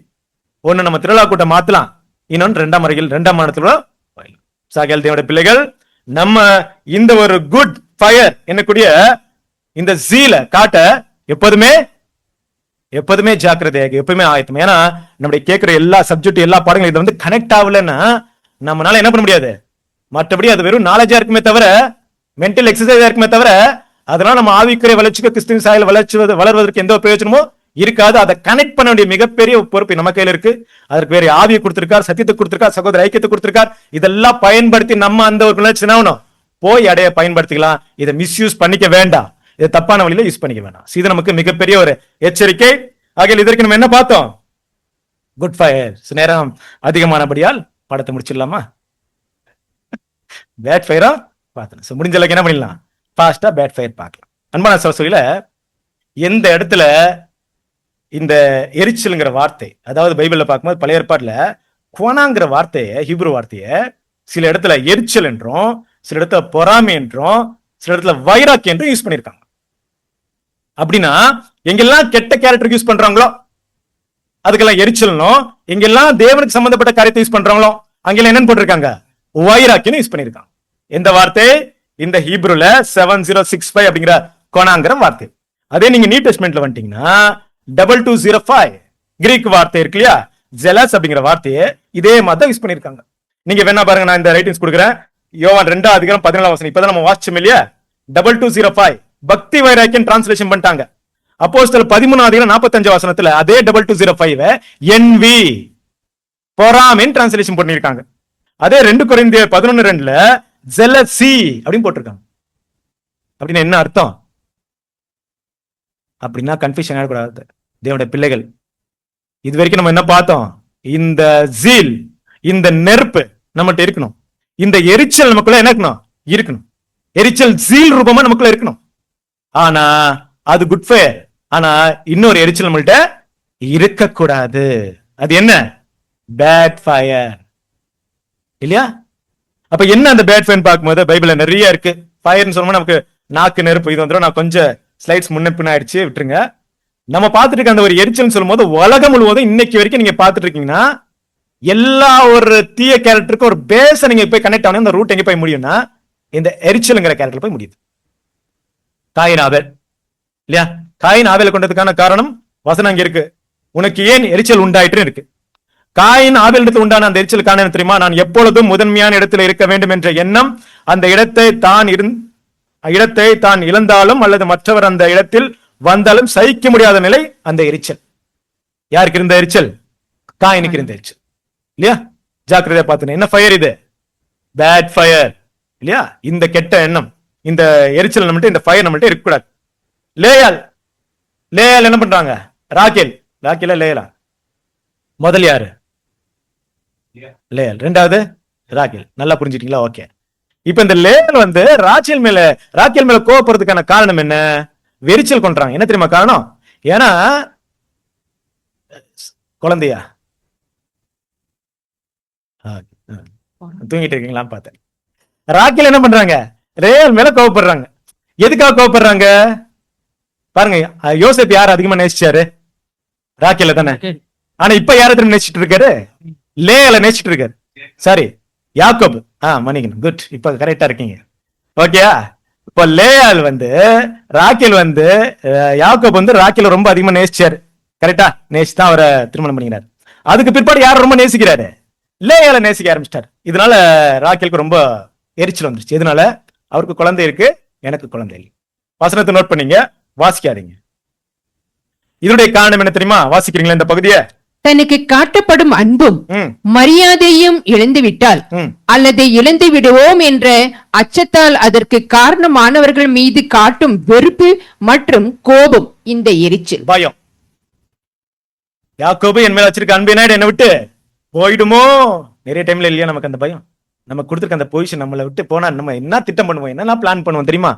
அந்த ஸ்பிரிட் வந்துருச்சுன்னா நம்மள என்ன வேணாலும் செய்ய வைக்கும். அதுதான் இங்க நடந்துட்டு இருக்கு. ஓகே, அடுத்து யார்ட்டு வரலாம்? யோசேப். யோசேப்புடைய அண்ணங்களை அவர் மேல அந்த எரிச்சலை காட்டுறாங்க இல்லையா? என்ன மாதிரி, எதுக்கான இந்த எரிச்சல்? அந்த பொறாமையை காட்டுறாங்க இல்லையா? எதுக்காக இந்த பொறாமை? குட், நீங்க சொல்றதெல்லாம் கரெக்ட் தான். அந்த ரூட்டை தான் நான் பார்த்துட்டு இருக்கேன். அந்த ரூட் காஸ் எதுல இருந்து இந்த பொறாமை வந்துச்சு அப்படின்னு வாசிங்க. தனிலும் சிறியவர்கள் தங்களுக்குரிய இடத்தையும் அல்லது உரிமைகளையும் பெற்றுக்கொள்ளும் போது அவர்கள் மீது காட்டும் கோபம் மற்றும் பகையினால் அவர்கள் இல்லாமல் போனால், விபத்திலும் அல்லது வியாதியிலும் மரித்து போனால் நலமாய் இருக்கும் என்ற எண்ணம் இந்த எரிச்சல். இங்க பாக்குற விஷயங்கள் நல்லா பாருங்க. இவங்க எல்லாம் யார் தெரியுங்களா? கூட இருக்கிற சகோதரங்க தான். காய், நாபேல், ராக்கேல், லேயால். இங்க யாரு பாருங்க, எந்த அளவுக்கு அந்த கேரக்டர் வந்திருக்குன்னா, தன் சகோதரன் செத்து போனா கூட நல்லதுப்பா. என்னவா? எதனால? தன்னிலும் சிறியவர்கள் தங்களுக்குரிய இடத்தை அல்லது உரிமைகளை பெற்றுக்கொள்ளும் போது இந்த ஸ்பிரிட் இங்க வந்து நிக்குது பாருங்க. அன்பான சொல்ல, இது என்ன ஃபயர்? Bad fire. பைபிள் இன்னொரு பியூட்டிஃபுல்லான எக்ஸாம்பிள் இருக்கு இந்த பேட் ஃபயருக்கு. யாரு? சவுல். சவுலுடைய எக்ஸாம்பிள் நீங்க பாத்தீங்கன்னா ரொம்ப ஆச்சரியப்பட்டு போயிடுவீங்க. சவுல் தாவீது மேல எரிச்சல் வர்றதுக்கு ஒரே ஒரு வார்த்தை தான் காரணம். எந்த வார்த்தை? எஸ் இல்லையா? சவுல் கொன்றது 1000, தாவீது கொன்றது 10000. வாசிங்க, அந்த பகுதியை வாசிக்கிறீங்களா? தெரியுதா உங்களுக்கு? பெலிஸ்தர்களுடனான போரர்கள் தொடர்ந்து நடைபெற்று கொண்டிருந்த நிலையில் தாவீது ஒரு நிரந்தரமான போர் வீரராக நியமிக்கப்பட்டார். அவருக்கு ஒரு படைப்பிரிவின் தலைமையை பொறுப்பு வழங்கப்பட்டதுடன் அவர் அரசர் சவுலுடனே மிக நெருங்கிய தொடர்பிலும் இருந்தார். தாவீது போரிட்ட இடங்களில் எல்லாம் வெற்றி மேல் வெற்றிகள் விழுந்தன. மக்களின் பாராட்டும் புகழும் தன்னை விட்டு விலகி தாவீதை நோக்கி திரும்புவதை அரசர் சவுல் போல் வெற்றி பெற்றது. திரும்பிக் கொண்டிருந்த போது ஒரு கிராமத்தை சேர்ந்த பெண்களும் சிறுமிகளும் வெளியே வந்து பின்வருமாறு பாடினர். சவுல் கொண்டது 1000, தாவீது கொண்டது 10000. இந்த வார்த்தையினால் பொறாமை என்றும் அக்கினி அரசரை முழுமையாக ஆட்கொண்டது. அதன் பின்னர் தாவீதை அழித்தொழிப்பதே அவருடைய ஒரே குறிக்கோள் அமைந்திருந்ததாக தோன்றினது. பாத்தீங்களா? இது வரைக்கும் இந்த பிளான் எல்லாம் எல்லாத்தையும் விட்டுட்டு இந்த ஒரே ஒரு வார்த்தையை கேட்டு சவுல் என்ன பண்ண தெரியுங்களா? சாவர வரைக்கும் யார் பின்னாடி இருந்துட்டாரு? தாவீது பின்னாடி. தாவீது அழிக்கிறது தான் ஒரே குறிக்கோள். என்ன மாதிரி மாறி போச்சு பாருங்க. அதாவது இந்த ஒரு கேரக்டருக்கு பின்னாடி என்ன இருக்கும்? இந்த கேரக்டர் கூட இன்னும் கொஞ்சம் பார்க்கலாம். தாவீது சவுல் என்ன பண்றாரு, எப்படியெல்லாம் கொல்லன் பிளான் பண்றாரு. சவுல் வந்து தாவீது எப்படியெல்லாம் கொல்லன் பிளான் பண்றாருன்னா, அவருக்குள்ள அந்த எண்ணம் வந்து ரொம்ப ஞானமா சூழ்ச்சி பண்றாரு. அந்த ஒரு எரிச்சல் இருக்கு பாத்தீங்களா, சவுலுடைய எரிச்சல். அந்த எரிச்சலுக்கு ஆப்போசிட்டா தேவனுக்கே பயப்படுறாரு. தேவனுக்கே பயம் வந்துருது. எப்படி சொல்லலாம் அப்படின்னா, ஒரு நாள் சாமியில் என்ன பண்றாரு, பலி கொடுக்க போறேன்றாரு. அதாவது என்னன்னா, தாவீதை அபிஷேகம் பண்ண அனுப்பணும். தாவீதை அபிஷேகம் பண்ண அனுப்பும் போது எந்த ரூட்ல போனோம்? சவுல் வழியா போனோம். சவுல் ரூட்ல போகும்போது என்ன பண்றாரு? சவுல் பார்த்தா தன்னை கொன்றுவார் அப்படின்னு சொல்லிட்டு தேவன்கிட்ட சொல்றாரு, ஆண்டவரே நான் அப்படி போனா என்ன பண்ணிடுவாரு? சவுல் என்னை கொன்றுவாரு அப்படின்னு சொல்லும்போது தேவனை சொல்றாரு, அவ என்ன கேட்கறது, அவ யாரு கேட்கறது அப்படின்னு சொல்றாரா? இல்ல, நீ என்ன பண்ணு, ஒரு காளை எடுத்துட்டு போ, கேட்ட என்னன்னு சொல்லு, பலி கொடுக்க வரேன்னு சொல்லு. பாருங்க, தேவன் உடனடியே இந்த இடத்துல ரியாக்ஷன் பண்றது இல்லை. ஆனா சவுல் என்ன பண்றாருன்னா, தாவீதை ஏன் கையில சாவக்கூடாது, இன்னொருத்தன் கையில என்ன பண்ணும் எப்படின்னா சாவடன் பிளான் போடுறாரு. அதுக்கு ஒரு சூழ்ச்சி பண்றாரு. என்ன மாதிரி சூழ்ச்சி பண்றாரு? தன்னுடைய முதல் மகள் கொடுத்து திருமணம் பண்றதா சொல்றாரு. யார் அந்த முதல் மகள்? சவுளுடைய முதல் மகள் மீகால், அவருடைய இரண்டாம் மகள் மேரா அப்படிங்கிறது அவருடைய முதல் மகள் இல்லையா? ஆனா அவர் என்ன பண்ணிட்டாரு, வேறவருக்கு திருமணம் பண்ணிட்டாரு. அதுக்கப்புறம் மீகாலுக்கும் தாவீதுக்கும் நட்பு உண்டாக இத யூஸ் பண்ணி என்ன பண்றாரு, தாவீதுக்கு மீகாலை கொடுக்குறேன்னு சொல்றாரு. இப்ப தாவீது ஒரு வார்த்தை யூஸ் பண்றாரு, நீங்க அதை படிச்சு பாருங்க. நான் ஏமாத்திரம், என் வீட்டார் ஏமாத்திரம், உங்களுக்கெல்லாம் கொடுக்க என்கிட்ட எதுவுமே இல்லை, நீங்க பெரிய இடத்துல இருக்கீங்க, நானும் சாதாரண மனுஷன், எனக்கெல்லாம் கொடுக்குற மாதிரி எல்லாம் எது இல்லப்பா, நான் வந்து ராஜாவுடைய பொண்ணை கல்யாணம் பண்ணிக்கிறதா அப்படின்னு கேட்கும் போது என்ன தெரியுமா சொல்றாங்க, சொல்லி அனுப்புறாரு. அதெல்லாம் ராஜா உன்ட்டு எதிர்பார்க்கல. ராஜா என்ன தெரியுமா எதிர்பார்க்கிறாரு? 100 பெலிஸ்தருடைய நுனித்தோலை எதிர்பார்க்கிறாரு. அப்படின்னா தாவீது என்ன சொல்லியிருப்பாரு? ஐயோ 100 பேருதா? என்ன செஞ்சா தெரியுமா அவரு? 100 பேருக்கு இல்ல, என்ன பண்ணாரு? 200 பேருக்கு என்ன பண்றேன், எடுத்துட்டு கொடுக்குறேன்னு சொன்னார். எப்படியாவது என்ன பண்ணணும், தாவீது இந்த பெலிஸ்தரோட சேர்ந்து செத்துணுங்கிற பிளான் இருந்தது. வாசிங்க 1 சாமுவேல் 18 அதிகாரம் 25 வசனம். அப்பொழுது சவுல் ராஜா பரிசத்தத்தை விரும்பாமல் பெலிஸ்தரின் 100 நுனித்தோள்களினால் ராஜாவின் சத்துருக்களிடத்தில் பழிவாங்க விருப்பமாய் இருக்கிறார் என்று தாவீதுக்கு சொல்லுங்கள் என்றான். தாவீது பெலிஸ்தரின் கையில் விழ பண்ணுவதே சவுலுடைய எண்ணமாய் இருந்தது. பாத்தீங்களா? என்ன ஒரு இது என்ன இருந்துச்சுன்னா, பெலிஸ்தர் கையில விழுந்து சாவணும். ஆனா என்ன ஆகல, அப்ப கூட சாவல. இதை போல சவுலுடைய ஒரு அந்த எரிச்சல்ங்கிறது அந்த அளவுக்கு பெருசா இருந்துச்சு. நம்ம சொல்ல இந்த ஒரு எரிச்சலுக்கு ஒரு காரணம் என்ன, என்ன பின்னணி இருக்கும்? வாசிங்க. தன்னுடைய அதிகாரம், புகழ் மற்றும் சாதனைகள் இவர் முன் ஒன்றும் இல்லை என்று மற்றவர்கள் சொல்லும்போது அதற்கு காரணமானவரை தந்திரமாக திட்டமிட்டு கொலை செய்யும் எண்ணம் மற்றும் அதை முடிக்கவிட முயற்சி, இந்த பொறாமை. பாத்தீங்களா? நல்ல மைண்ட்ல வச்சுக்கலாம். தன்னுடைய அதிகாரம், புகழ் மற்றும் சாதனைகள் இவர் முன் ஒன்றுமில்லை என்று மற்றவர்கள் சொல்லும் போது நம்மள்ட்ட என்ன சொல்ல போறாங்களா? நம்மள்ட்ட கூட சொல்லுவாங்க. நம்மள்ட்ட யுத்தத்தை பத்தி சொல்ல மாட்டாங்க, நம்ம டாபிக்ல பேசுவாங்க. பிரதர் அவர் இருந்தார என்னவா பிரதர் அப்படின்னு சொன்னா போதும், நமக்கு என்ன ஆயிடும்? ரொம்ப ஜாக்கிரதை. அவரா என்னோடவா, எனக்கு மேல இருக்கிறார் அவரு அப்படிங்கிற ஒரு எண்ணம் நமக்குள்ள வருதுன்னா, இது ஸ்பிரிட், சேம் ஸ்பிரிட் தான். எல்லாம் ஞாபகம் வச்சுங்க அன்பான சொல்ல. இதோட நான் போராட வேண்டியது ரொம்ப அவசியமா இருக்கு. இந்த பிக்சரை ஏன் தெரியுமா போட்டுட்டு இருக்கேன்? கிட்ட வந்துட்டோம். நான் 5 to 10 மினிட்ஸ்ல முடிச்சிடறேன். நான் ஃபாஸ்டா கொஞ்சம் பொறுத்துங்க ப்ளீஸ். என்ன இருக்கு இந்த பிக்சர்ல? இந்த பிக்சர் பார்க்கும்போது உங்களுக்கு என்ன தோணுது? இதை பார்த்துருக்கீங்களா? இது என்னன்னா, சிரியா நாட்டில் நடந்த ஒரு பூமி எதிர்ச்சி. அந்த பூமி எதிர்ச்சியில ஒரு அக்கா என்ன பண்ணிருக்காங்க, தன் தம்பியை பாதுகாக்க கிட்டத்தட்ட 17 மணி நேரம் என்ன பண்ணிருக்காங்க, அந்த தம்பிக்கு நடுவில் உட்காந்துட்டு அவனுக்கு ஆறுதல் சொல்லி, ஒன்னாவ நம்ம வெளியே போயிடுவோம், நம்ம அப்பா அம்மா நம்மளை காப்பாத்திடுவாங்க, இது இடுக்கடல மாட்டிட்டு இருக்காங்க. இருந்தாலும் தம்பியை காப்பாத்துக்க தைரியத்தை விட்டு கொடுக்காம அவனை பாதுகாத்து சேஃபா வெளியே வந்துச்சு. யாரு? இந்த பெண். இப்ப அவங்க அக்கா. ஏன் இங்க போடுறேன்னா, இதே மாதிரி சில விஷயம் இருக்கு. இந்த ஒரு பெண் கூட அதை நீங்க பார்க்கலாம். ஒரு பெரிய கோயிலுக்கு போகும்போது என்ன ஆகுதுன்னா, தண்ணி வந்துருது ஃபுல்லா. இதுக்கு நேஷனல் அவார்டு கொடுத்துருக்காங்க, நீங்க புக்ல கூட படிச்சிருக்கலாம்.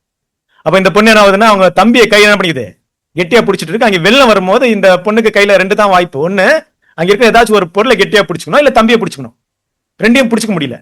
ஆனா இது என்ன பண்ணிருக்குன்னா, எப்படியோ தம்பி கையை பிடிச்சிக்கிட்டு அங்க இருக்கிற பொருளை பிடிச்சிட்டு தம்பி கையில இருந்து என்ன ஆயிட்டாரு, கலந்து போயிட்டாரு இல்லையா? தண்ணிக்குள்ள போகும்போது மறுபடி விடாம ஓடி போய் தம்பியை தேடி எடுத்து மறுபடியும் என்ன பண்ணிருக்கு, அந்த இடத்த பிடிச்சி அந்த தண்ணி போற வரைக்கும் நின்று இருக்கு. இதை பார்த்து இதுக்கு அவார்டு கொடுத்துருக்காங்க. இந்த டாபிக் ஏன் இங்க நம்ம பார்க்கணும்? பைபிள்ல இதே மாதிரி ஒரு பெண்மணி இருக்காங்க, தன் தம்பிக்காக உயிரை தியாகம் பண்ண பெண். யாரு? ஆமா இல்லையா? 6 லட்சம் புருஷர்கள், சொல்ல போனா 20 லட்சத்துக்கு மேற்பட்ட இஸ்ரேல் ஜனங்க காப்பாற்றப்படுறது காரணமா இருந்த ஒரே ஒரு பெண் யாரு?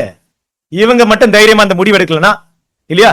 அந்த தம்பியை அனுப்பும் போது போய் அந்த இடத்துல பேசி, ஒருவேளை யோசிச்சு பாருங்க, எகிப்தியர் அவங்களை பார்த்து நீ ஒரு எகிப்தியர் பெண்ணா நினைச்சு அவங்களை என்ன பண்ணிட்டு இருந்தாங்கன்னா, ஆனாலும் அந்த துணிச்சல் பாருங்க, அந்த தைரியம் பாருங்க. சின்ன வயசுல தம்பிக்காக எப்படி நின்றுருக்காங்க, ஒரு அக்காவா.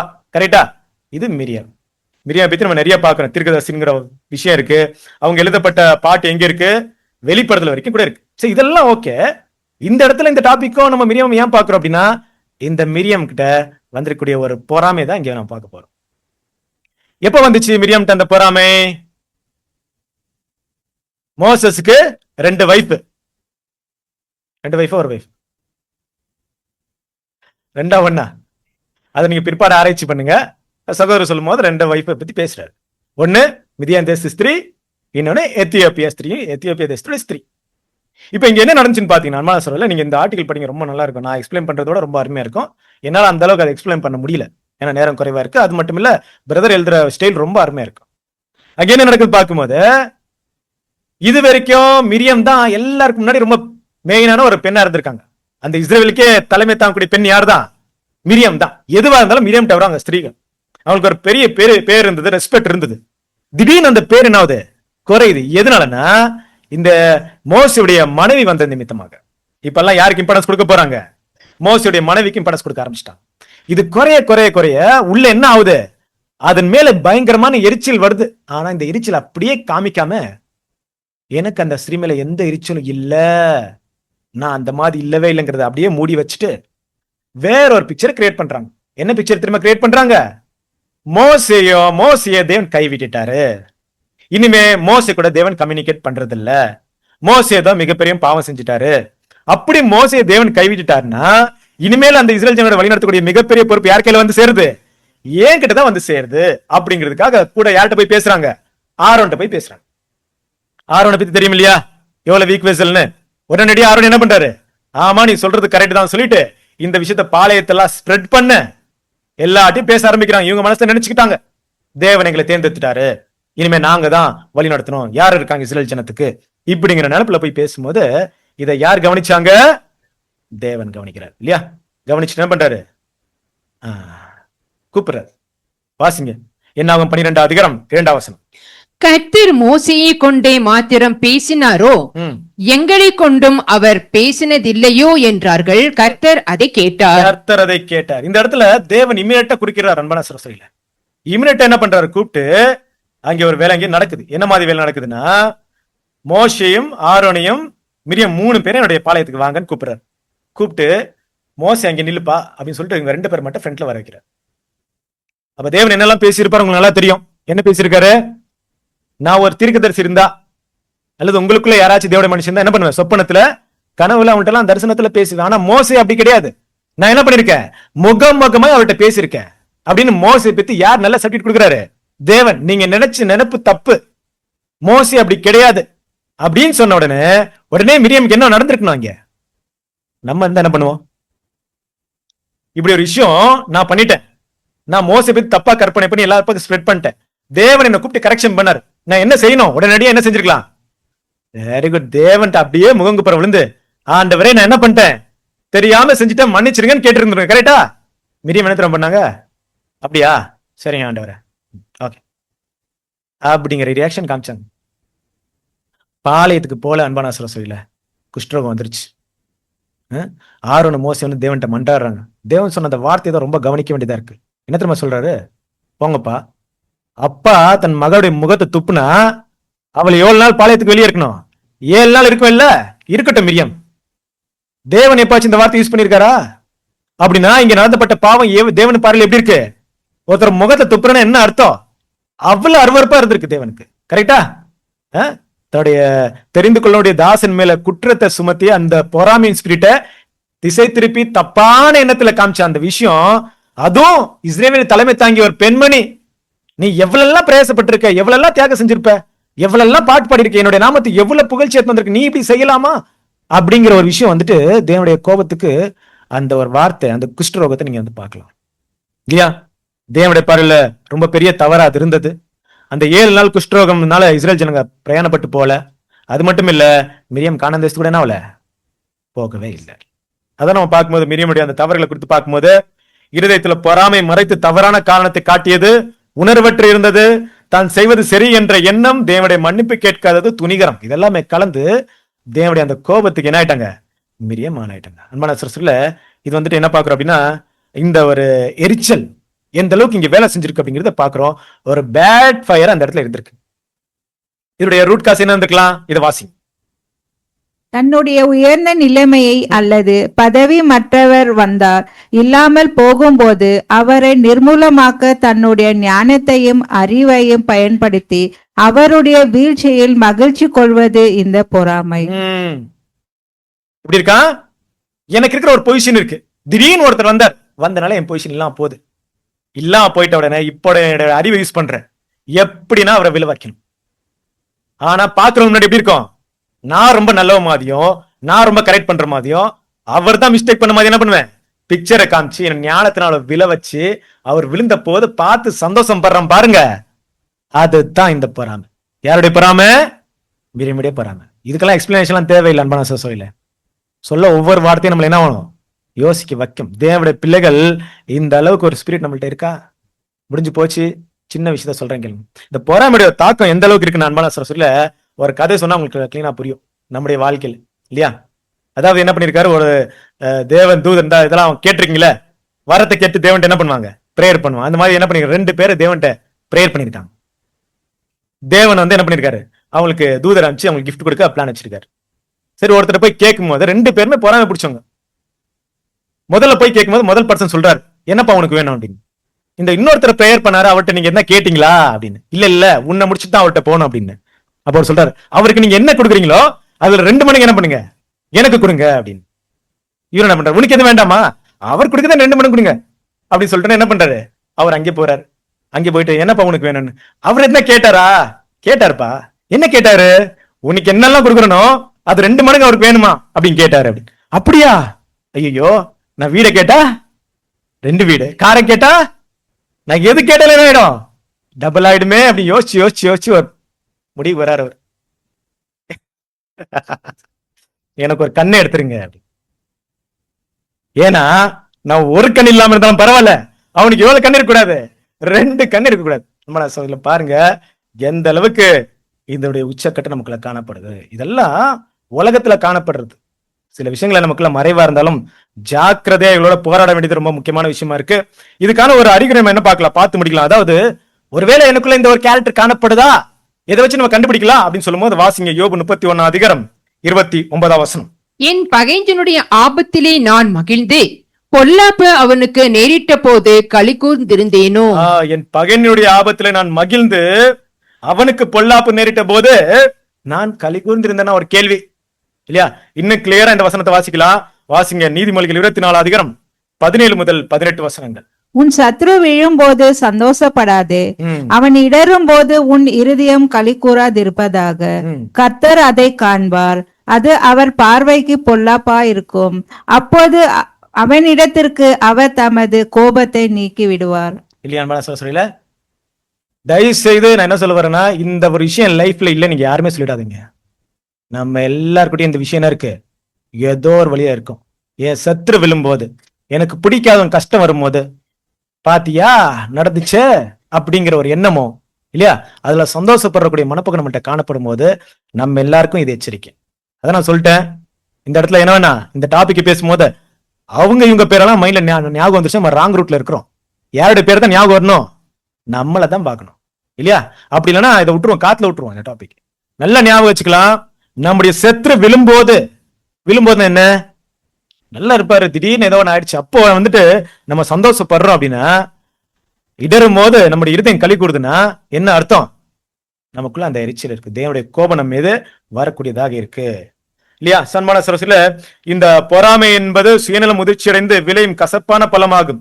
அது சுயநலத்தின் மிக கொடிய வெளிப்பாடாகும். சில நேரத்தில் அந்த பொறாமையோட கேரக்டர் என்ன ஆகுதுன்னா லாஸ்ட் வரைக்கும் நமக்கு தெரியவே தெரியாது. அது கனியா வரும்போது தான் மற்றவங்களுக்கே தெரியும். அது வரைக்கும் என்ன ஆகுது, யாருக்கும் நமக்கு எனக்குள்ள பொறாமை இருந்துச்சுக்கிற விஷயமே தெரியாது. வாசிக்கலாமா இத. பிறர் மீது பொறாமை கொள்வது எப்போதுமே ஒரு தீய குணம், மிகவும் கொடிய வகையான கொடுமை, பகித்தறிவுற்றது மற்றும் தனியாதது. இது மற்றவரின் அன்பில் இருந்துதான் அகற்றப்பட்டு விடுவோமோ என்ற அச்சத்தையோ அல்லது ஒரு போட்டியாளரால் தோற்கடிக்கப்பட்டு விடுவோமோ என்ற அச்சத்தையோ குறிக்கிறது.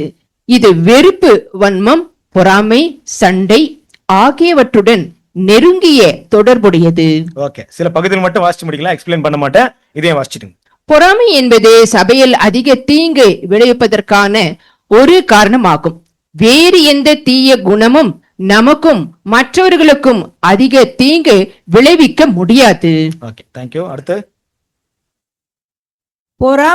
பொறாமை என்பது மனிதனின் சீர்கேடு, சுயநலம் ஆகியவற்றின் பிரதான வேர்களில் ஒன்றாகும்.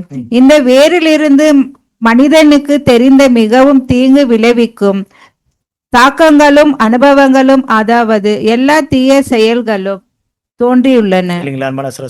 இந்த ஒரு வேர், இந்த ஒரு ஃபயர் நம்மகிட்ட காணப்படவே கூடாது. நம்மள பார்க்கலாம், கவனிச்சு பார்க்கலாம். நேரம் குறைஞ்சு போச்சு, 1 ஹவருக்கு மேல நம்மளால முடியல, சாப்பாடு நேரம் வந்துருச்சு, மன்னிக்கணும். கடைசியா விஷயம் என்ன அப்படின்னா, இந்த பொறாமைங்கள கேரக்டர்ல இந்த ஃபயர்ல மறுபடியும் நம்மளால இயேசு கிறிஸ்துவை என்ன பண்ண முடியும், சிலுவையில அடிக்க முடியும்.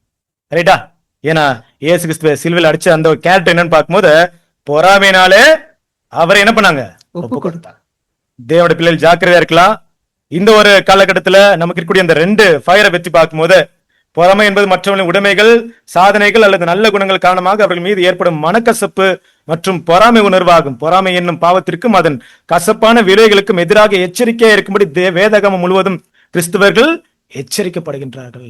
தேவனுடைய பிள்ளைகள் இந்த ஒரு பேட் ஃபயர் நம்மகிட்ட காணப்படாதபடிக்கு எப்போதுமே அந்த ஜீல், வைராக்கியம் என்னக்கூடிய அந்த குட் ஃபயர் காணப்பட தேவன் நமக்கு உதவி செய்வாராக.